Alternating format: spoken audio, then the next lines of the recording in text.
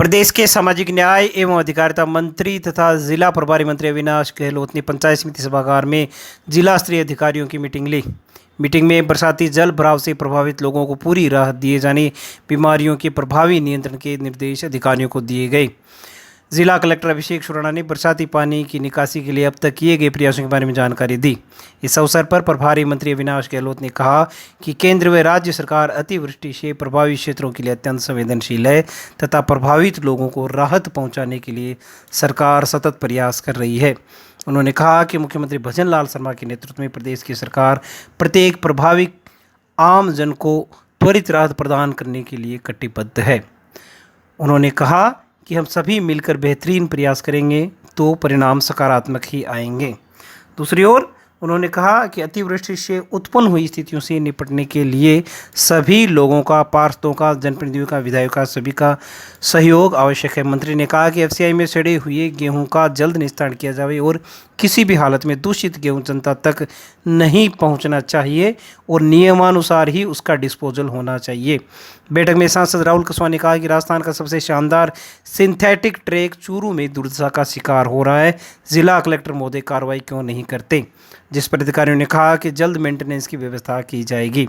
सुजानगढ़ विधायक मनोज मेघवाल ने कहा कि जिस प्रकार से चिकित्सा टीमों के मोहल्ले में जाने की बातें कही गई है वह धरातल पर सच नज़र नहीं आती।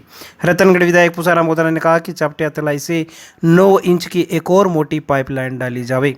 बैठक में जिला प्रमुख वंदना आर्य, पर्यटन आयुक्त प्रभारी सचिव रुक्मणी रियार, जिला कलेक्टर अभिषेक सुराणा, पूर्व मंत्री खेमाराम मेघवाल, विधानसभा प्रधान संतोष मेघवाल, सभापति नीलोफर गौरी, नेता प्रतिपक्ष Jayshree Dadhich, ADM Arpita Soni, CEO Shweta Kochhar, ASP Dinesh Kumar, पार्षद हरिओम खोड़, अमित सोनी, रेवतमल पवार, वैद्य भंवरलाल शर्मा, दीपक काछवाल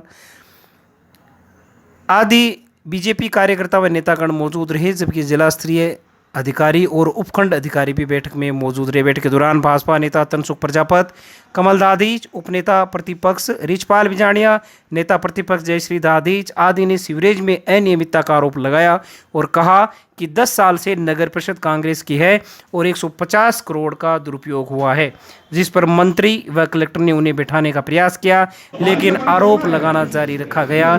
तो सांसद राहुल कसवा, विधायक मनोज मेघवाल ने भी बचाव करते हुए कहा कि नगर परिषद कोई कार्यकारी एजेंसी नहीं है, आप कार्यकारी एजेंसी की जांच करवाओ, जिस पर भाजपा नेताओं ने कहा कि मॉनिटरिंग तो कांग्रेस की नगर परिषद की ही है। करीब 3 मिनट तक हल्ला होने पर मंत्री गहलोत ने भाजपा नेताओं की ओर उंगली दिखाकर कहा, जस्ट स्टॉप इट, ये कोई कांग्रेस बीजेपी की मीटिंग नहीं है, यहाँ पर केवल बारिश से प्रभावित लोगों को राहत देने की बात होगी। मंत्री की फटकार के बाद बैठक का माहौल शांत हुआ। इसके 10 मिनट बाद ही मीटिंग समाप्त कर दी गई, क्योंकि आरोप प्रत्यारोप के बीच बैठक की दिशा बदलती हुई नजर आने लगी थी। दूसरी ओर मंत्री को ज्ञापन सौंपकर नूर मोहम्मद खान ने स्थायी समाधान हेतु निकासी के लिए होली धोरा से नई मोटी पाइपलाइन डालने तथा नई मोटरें लगवाने की मांग की। पार्षद पुरुषोत्तम शर्मा ने मंत्री को ज्ञापन देकर दुलियाबास, मेघवाल बस्ती, होली धोरा आदि क्षेत्रों में हुए लोगों को नुकसान का मुआवजा दिए जाने, गांधी आश्रम के अध्यक्ष सुभाष बेदी ने अमृत योजना के तहत हुए कार्यों की जांच करवाए जाने, बीजेपी के मंडल अध्यक्ष विनय माटोलिया ने घरों में परंपरागत जल स्रोतों को हुए नुकसान, भवनों, व्यापारियों को हुए नुकसान आदि का मुआवजा दिलवाए जाने के लिए जल्द सर्वे शुरू करने, पार्षद रेवतमल पवार ने मंत्री से वाल्मीकि समाज के शमशान में हुए काफ़ी नुकसान का समाधान करते हुए नई पाइपलाइन डाले जाने की मांग की। इसी प्रकार गंगाधर लाखन ने वाल्मीकि बस्ती में हुए घरों के नुकसान का मुआवजा दिलवाए जाने की मांग की। आप ही देखिए पंचायत समिति की मीटिंग में किस प्रकार का विवाद हुआ और मीटिंग के बाद प्रभारी मंत्री ने क्या कहा।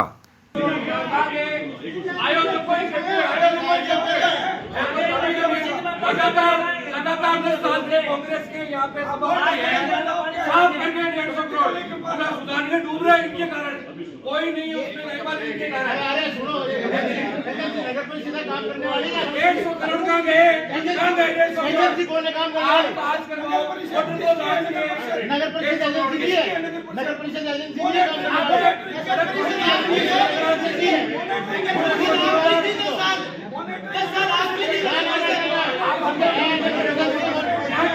यहाँ की गवर्नमेंट बॉडी के सभापति एमएलए एमपी साहब तीनों को मेरे साथ भेदभाव हो रहा है। मान के रहो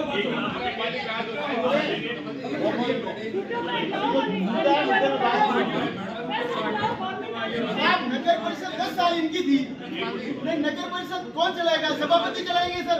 तो इन्होंने खा के 150 साल 150 करोड़ खा गए ये लोग।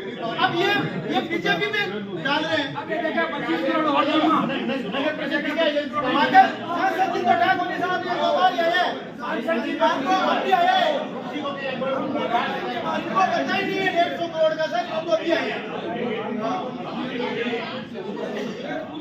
देखना हमारे साथ क्या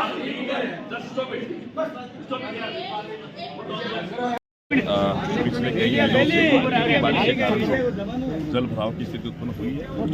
ऐसा नहीं प्रशासन ने काम नहीं किया, जैसे ही बरसात में जल भराव की स्थिति उसके बाद प्रशासन ने अपने स्तर पर काम शुरू किया है।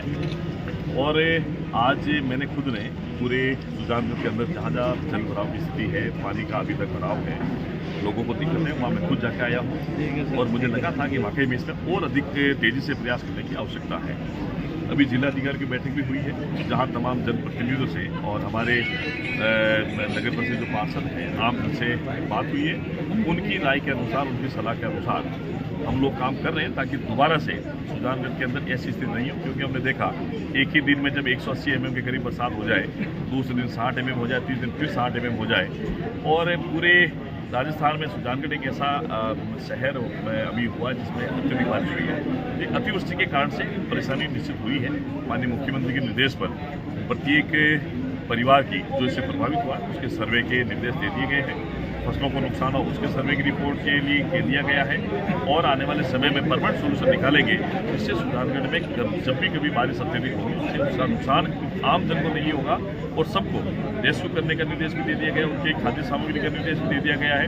और कोई भी दिक्कत अगर आए तो वो हमारे प्रशासनिक अधिकारी तक बताए, मुझे भी बताएं, ताकि निश्चित उनका समाधान करके। सर एफसीआई बदबू मार रही है, एफसीआई गोदाम से क्या निर्देश दिए गए? देखिए एफसीआई के अधिकारी भी जो थे हमारे इस बैठक में मौजूद थे।